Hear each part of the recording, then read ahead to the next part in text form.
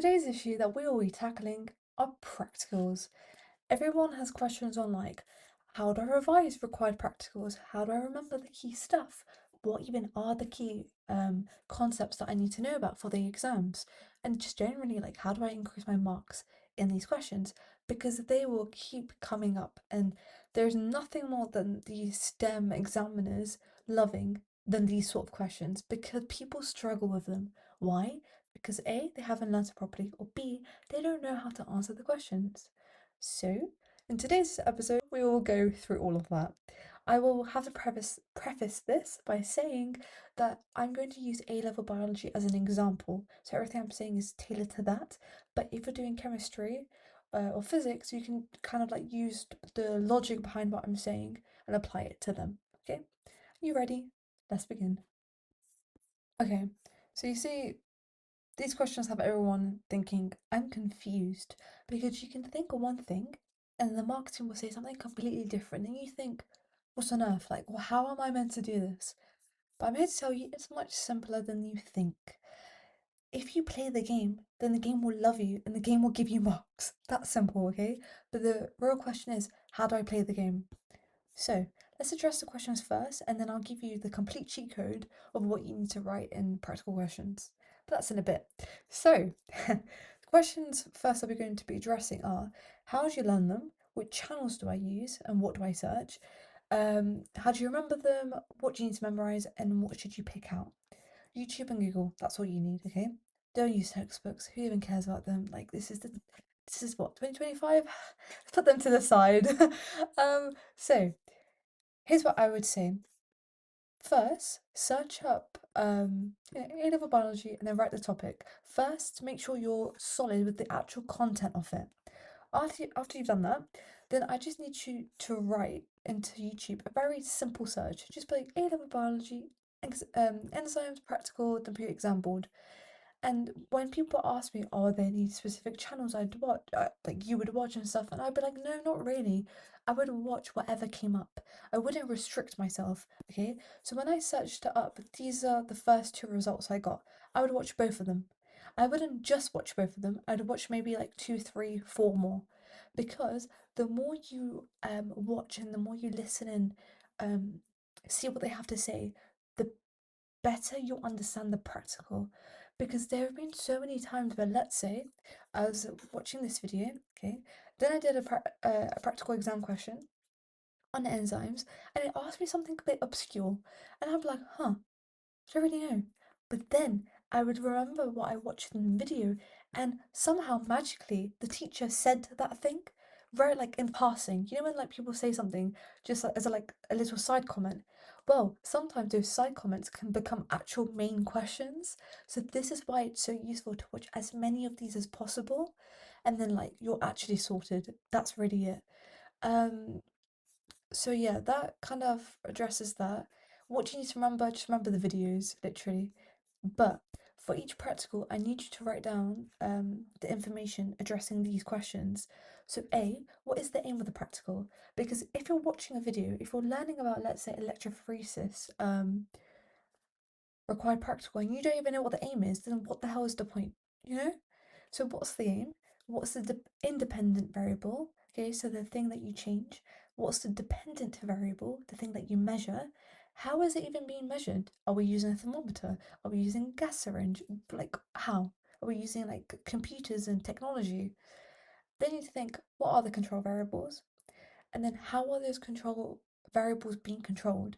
So like, are we using the same lamp?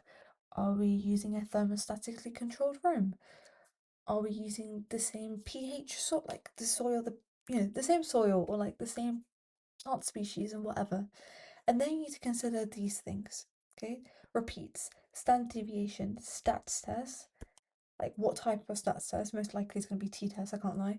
Um, Mean and identify anomalous results. Those are your keywords, and I'll show you how if you stick to this post-it note, they will guarantee you 6 marks for the 6 marker practical questions. Okay.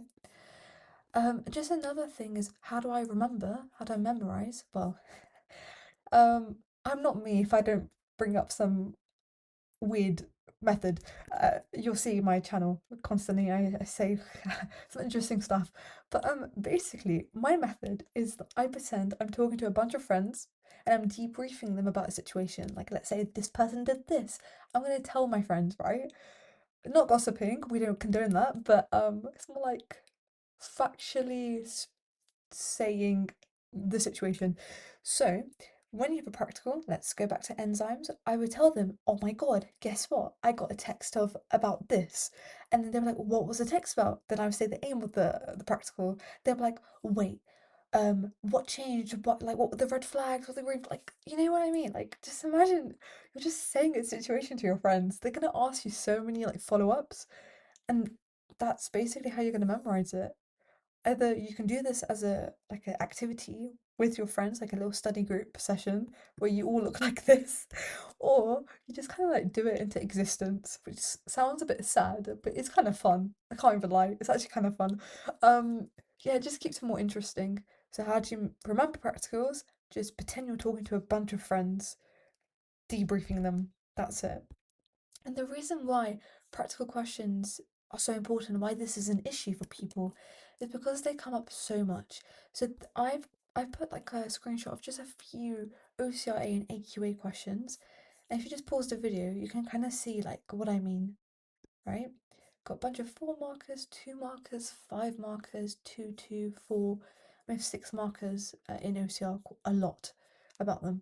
So it's like there's a lot of marks here. How can I increase my marks ASAP? Learn how to do practical questions properly. That's like the main thing I'd say, okay? Because loads of people are commenting like, "Oh, I'm stuck on a C, I'm stuck on a B, I'm cooked, I need to get an A or an A star for my like uni, whatever." I would tell you first thing you should do is learn how to do these questions properly. And hopefully, very soon I'll post a video on just doing like a bunch of exam questions on practicals, so then we've kind of been enlightened of how to approach them. However, I wanted to show you this. Just wanted to go through 2 questions while we're here. So this is from 2019 paper 1 OCRA, and the question says, it's a 3 marker. It says state 3 variables necessary for a valid comparison that have not been controlled in the above experiment. So just pause the video here and just read it.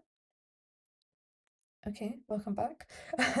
So in this practical, it's just talking about like this part of animal responses. It's like a VO2 max. So it's measurement of maximum volume of oxygen that an individual can use during intense exercise. Okay, and so what they've done here is that yeah, so they've got 2 male students who exercise for 30 minutes and they used a smartwatch to record it. And this shows their mass and this shows their VO2 max. Okay, for something to be a valid comparison, it means that both those things need to be on the same caliber, the same level. Clearly, they are not at the same level because the masses aren't the same. We don't even have information about the height. We don't have information about the smartwatches. We don't have information about tons of things. And I honestly, I just screenshotted the marks and I didn't even look at it. But let's just actually look at it though. Let's see if I was correct. Yeah, so we have like height, right? BMI, because BMI is actually kind of valid. Um, so the height matters, okay? Because I was going to claim something, but maybe I won't claim it. But I'm pretty sure there's some sort of like correlation or some sort of data that says like people who have different heights, um, like their output for exercise and stuff changes and it's just a bit different. Again, we don't have information about the ages. For all you know, student 1, okay, we say students, they could be 60. What if they're like in university trying to do a PhD, right? Or student 2 could just be like, I don't know, 8. Like, you don't know. A 60-year-old and 8-year-old are like 2 completely different ball games. So that's something we need to know. We need to know about the type of smartwatch because not all smartwatches work the same. Like I'm pretty sure if you get, let's say, an Apple Watch and a Fitbit, maybe there'll be some differences between the recordings that they give. Also, we haven't been told about like their health, the lifestyle of these individuals. Again, imagine 6-year-old versus 8-year-old, 2 different games. We don't even know what the exercises are, or if they had any rest and stuff like that. There's so much unknown. So what I like to tell everyone is that imagine you're really embodying, God forbid, but you kind of need to do it, some toxic energy. Like if someone's bringing you some information and you're really skeptical about that person, you're like, well, actually, what about this? What about that? What about this? So the same thing here, just apply that energy and then you'll get these answers. Moving on. This is a 6 marker, okay? So it's a plan investigation into the rate of transpiration to species of plants that would allow valid data to be collected. Now, this is the major cheat code that I have for practical questions. If you say all of these in your answer, you're guaranteed 6 marks. Guaranteed. The only thing you need to do is just be specific, right? So, what am I saying? State the independent variable. What's the thing that we're changing? Okay. Then state the dependent, so the thing we're measuring, and then state the controls. Say about 3 or 4. Here's the thing, this is what people sometimes don't do. They don't say how they're going to measure the dependent variable. Okay, are you going to use a potometer? Like, are you going to use a gas syringe? Like, what are you using? And bonus cookie points if you state the units for it, because that will come up in the marketing sometimes. And then it's not enough for you to be like, oh, control light intensity. Oh, use the same nutrients. Use the same, doesn't it? Okay, that's nice. But let's put the cherry on top and say how you're going to control it. Use the same soil. Use the same light intensity source. Use the same distance. That's like high level thinking, and you need that. And it's really not hard at all. And then literally rinse and repeat all of these in every 6 marker about validity and practicals. I'm telling you now, guaranteed marks. There's no question that wouldn't ask you or wouldn't want you to write about how you can make a practical valid. These are your validity points. So let's look at the marks here.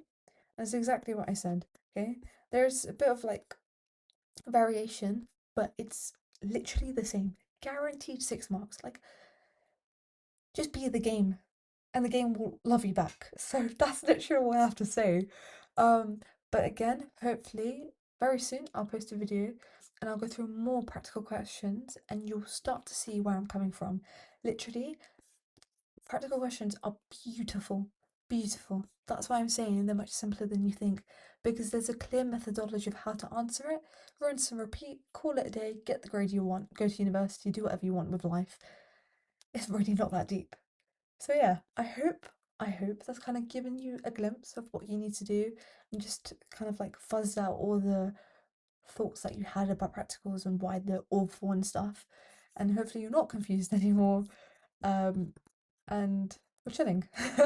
But yeah, as always, if you have any questions and stuff, put it in the comment section. If you have any recommendations or suggestions of future videos, also let me know. And I look forward to seeing you in the next video. Bye bye.